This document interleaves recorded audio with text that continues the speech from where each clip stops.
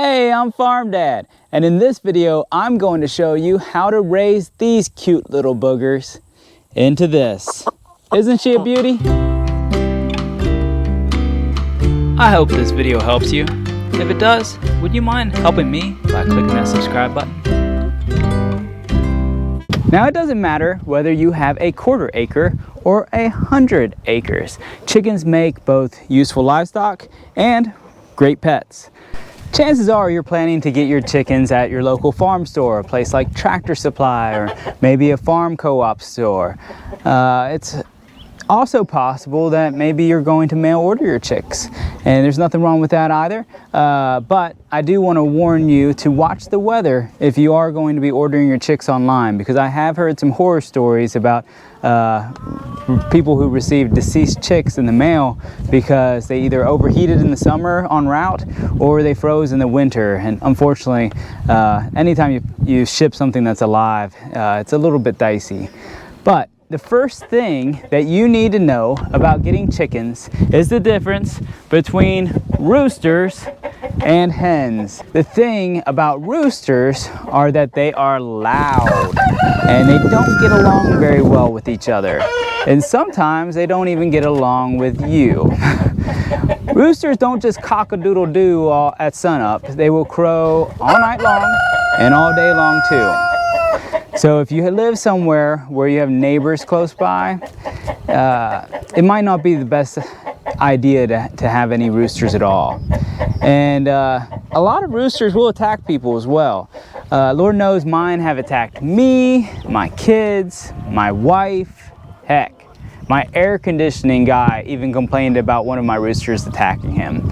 So if you feel a little bit scared of chickens at all, you might not want to get any roosters. I'll talk more later in the video about how to prevent having a mean rooster, but for now, you're probably looking at baby chicks and wondering, how in the world do I buy girls and not boys? So I got a little bit of bad news, and that's that by the time the chicks enter the stores, you're probably not going to be able to know whether the birds are male or female. Only super experienced people can accurately sex chickens, and it gets harder with every day after they're born. So while most chicks are usually sold as what's called straight run, meaning you get what you get as far as males and females, they are sometimes sold as pullets, which basically means that a pro has already attempted to sex the chickens so that you can buy all females. And I highly, highly recommend going this route if at all possible.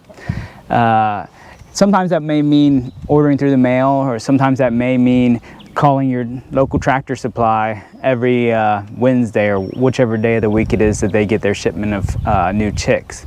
But if you can find where they're already sexed, that's always a nice thing. And I mean, it depends on how good your supplier is, and I think this is probably way more of a rarity than it is a norm, but I have heard of incidents where people they go and they buy straight run chickens and end up with 6 out of 6 chickens being roosters. And the reason for that is because somebody went and sexed all the chickens, and then everything that wasn't sexed as female went into a different box and was marked as straight run. And so most places have better ethics than that, and if you sell chickens, please have better ethics than that. But I have heard of that happening here and there. Obviously, I'm doing a whole lot of talking about why you don't need a rooster, and I feel pretty strongly that most people don't. Roosters only serve 2 purposes these days, and one of those is to protect the flock, and the other one is to fertilize eggs.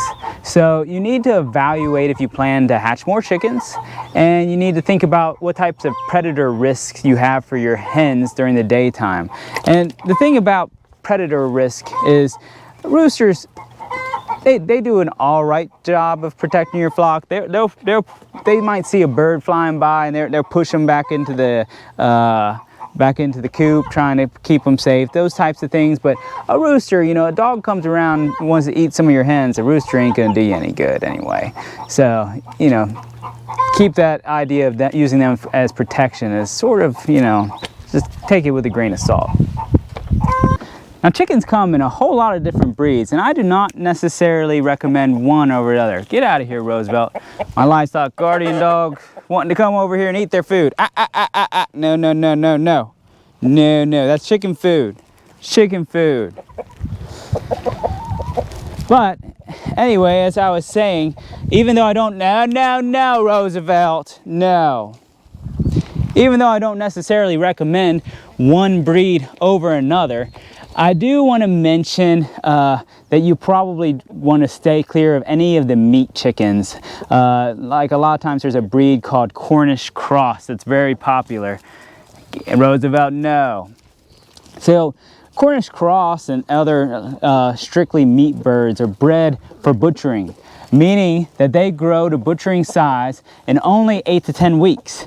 Now, the problem with that is you can't keep them long term because they will grow so large that they won't be able to walk and they will likely die of heart issues. So if you are considering unless you're considering raising chickens strictly to butcher them, you may definitely want to be sure that you stay clear of those breeds.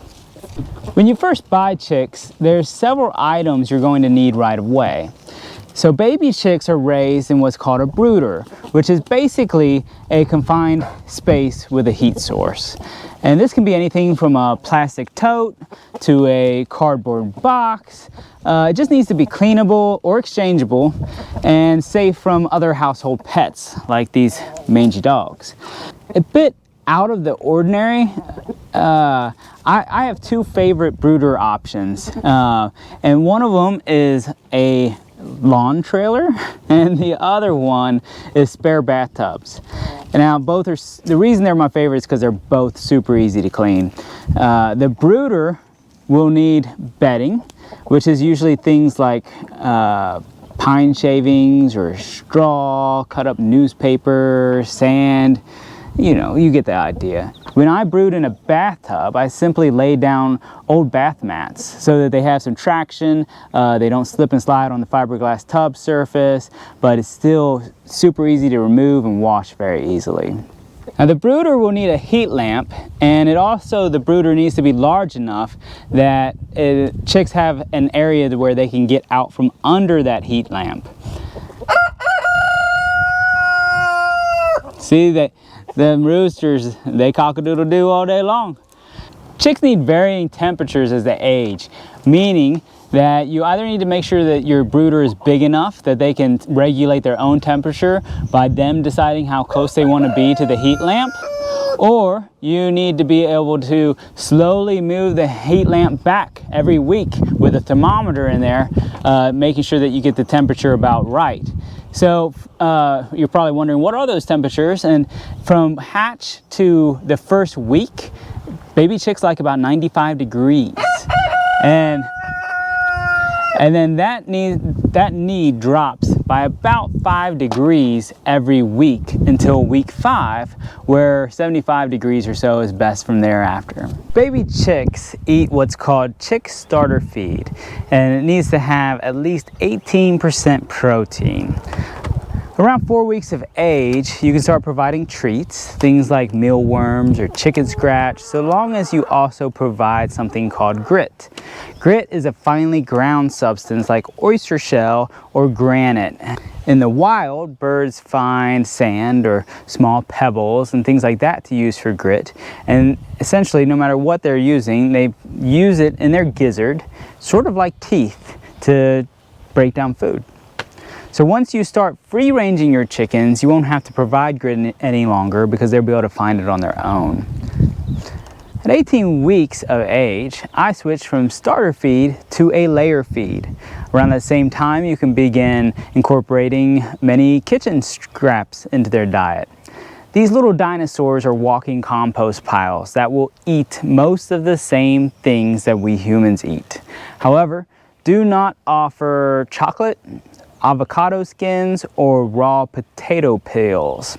Actually, go ahead and just Google for a full list of foods that you should limit or not feed to your chickens prior to beginning to feed them, table scraps, because there's a lot more that I can cover here, but those are the three big ones that are always on my mind.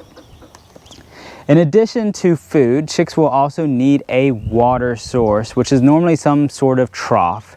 You'll have to clean the brooder out every few days, so be prepared for that workload. Once the chickens are fully feathered, which is normally around 6 to 9 weeks of age, you can move them into a chicken coop. A few notes on coops. Most of the coops that you find for sale online for less than $1,000 are too small for most flocks. I know it's disappointing, but they look very big in the photos, but in reality, they only hold about 3 birds. Now I chose to build my own coop because it was the most cost-effective option. But if you're not up to building your own, you may consider buying a used coop off of Facebook Marketplace or Craigslist, or maybe at a farm auction or something like that. A good coop will need good ventilation while also keeping the birds out of the wind. Chickens can withstand a wide range of temperatures so long as they have a way to stay out of the wind when it's cold and out of the sun when it's hot. If your chickens do not free range, you're going to need an enclosed run that's of significant size. Like this one here is probably a little too small for my chickens if they don't free range often. In addition to your run and coop providing enough space, you also have to make sure that they have a place where they can get out of the sun while outside. Inside the chicken coop's going to get very hot in the summertime, and like in my case, if you can see it, there's a spot right down there underneath the coop that kind of lets them get down in the cool dirt and cool off in the summer without being in the sun. Whether they're locked in or even when they're not locked in, they'll go down there and hang out in the summertime. But with all that, the most important thing about a chicken coop is that it's predator proof. I really can't stress this enough. Predators will find a way into a chicken coop. So like on this coop, we've got a smaller wire that makes it even harder for things to get in. Down low, we still have big, thick wire. You're going to probably be tempted, if you're building your own coop, to use chicken wire. But in reality, even though chicken wire is called chicken wire, it's thin enough that persistent animals are able to break through it. So, you know, it's better to use something with a little heavier gauge than chicken wire. Now, I know it's tempting to think, I live in a cozy little neighborhood. What's going to get my chickens? But let me tell you from experience, there's a lot of things that go bump in the night. Everything from raccoons and possums to neighbor cats and neighbor dogs. Now honestly, I have found that the hardest part for me of having chickens, of everything that comes with having chickens, the hardest part for me is to remember to lock the coop up every night. I have reminders set on my phone. My Amazon Alexa gives me a reminder every night. My kids try to remind me, or I tell them to do it themselves. But regardless, it's so important that you lock them up. Now, the good news is you really won't have to do anything on your own to put the chickens away. They will put themselves away at nighttime. They'll go into their coop, that's where they feel safe, and they'll be in there before dark. But you, as their handler, need to remember to go lock it up so that nothing can get them. And I think you may have seen him earlier in the video, but I also, just in case for those few occasions where I do forget to lock up my chickens, I have this guy right here who's a livestock guardian dog. He is a Great Pyrenees, and he prowls all night long making sure that my chickens stay safe. And he's definitely saved their butt and my butt a few times as I've forgotten to lock them up. And I'm pretty certain nothing got them because he was out here protecting them. Just like your brooder, your chicken coop is going to need cleaned from time to time. Now there's a whole lot of different theories on how often you should clean a coop. So let me just explain what I do. We use what's called the deep litter method, which is we allow droppings and bedding material to build up inside the coop rather than being cleaned out regularly. What this does is it essentially creates a compost pile inside our coop. And so when working properly, there's not a lot of odor, and there's also not a lot of work. it just composts naturally on its own. Now the key to that method is making sure that the litter gets turned regularly. And the chickens will turn it somewhat for me, but there's still spots around the sides that I have to get in there with a rake and just turn it over. And the other key to that method is mixing in more bedding material as the pile grows bigger. Keep the compost effect of this pile in check and in balance. So you're probably looking at this and noticing it's not very deep. And that's because about twice a year, I end up still cleaning this coop out thoroughly. And so it hasn't been very long at all, just a matter of weeks since the last time this was fully cleaned out. So I'm really not showing the best example of the deep litter method, but you can kind of see some leftover down here. And that's what that deep litter method's going to turn into, a very compost looking material that I can then use in the garden after I've cleaned it out. Another popular cleaning method that I've used in the past is the use of dropping trays. So this is a dropping tray right here, and what it does is it slides right in here underneath where they roost, and where they roost is where the chickens are going to sleep at night. So by putting a dropping tray under there, you're sort of taking advantage of a chicken's natural bowel movements. So a chicken does most of their bowel movements while they sleep. And since they sleep right there in the roost, you can put that tray under it. It'll collect it all for you, and then all you have to do is empty that tray every few days. But now, the problem with that method for me was I still ended up having to clean the rest of the coop monthly or so.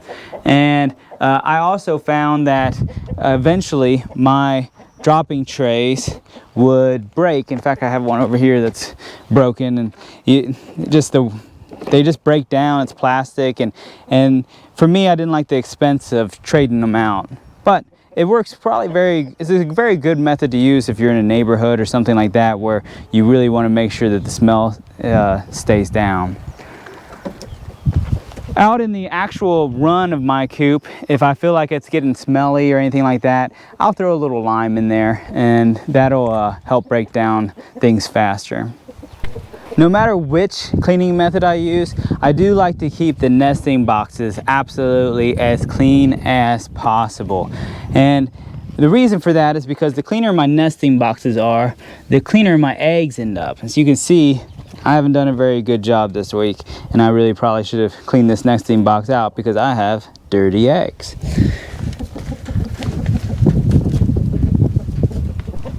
If you have any better ideas for cleaning chicken coops, or if there's a method that you use that you really like, I want to encourage you to go ahead and tell me about it in the comments. I want to know, and I also think, if you're watching this video, you probably want to know too. So maybe when you're finished watching, go through the comments and let's see how other people clean their coops. Around 6 months of age, your hens will start laying eggs.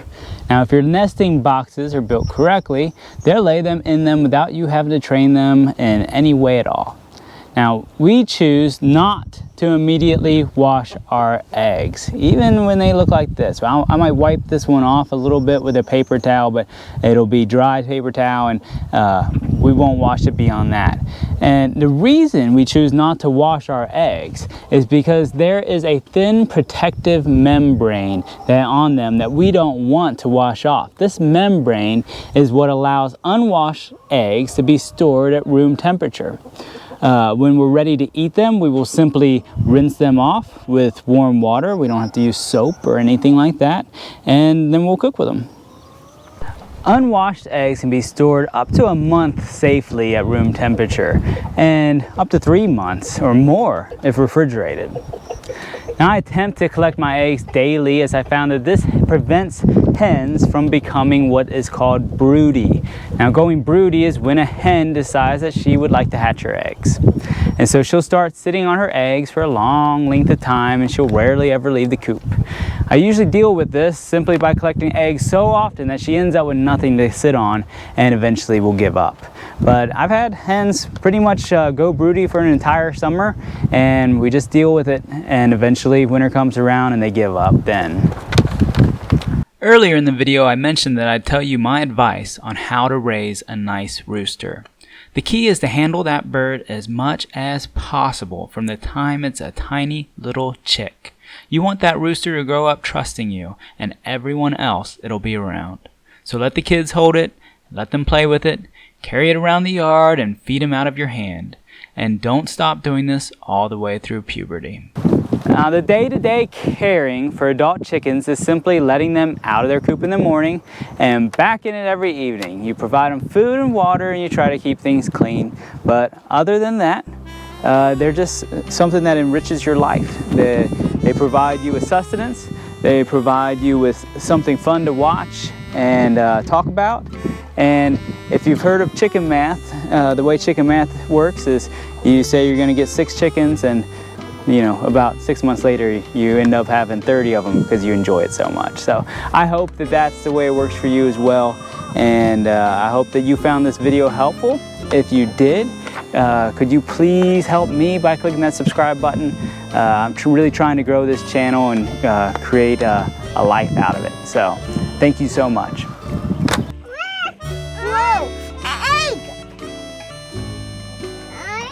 Just the one?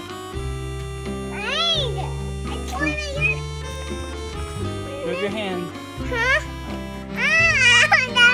There's not another egg in there. There's only one today. Can you let her hold it? Oh!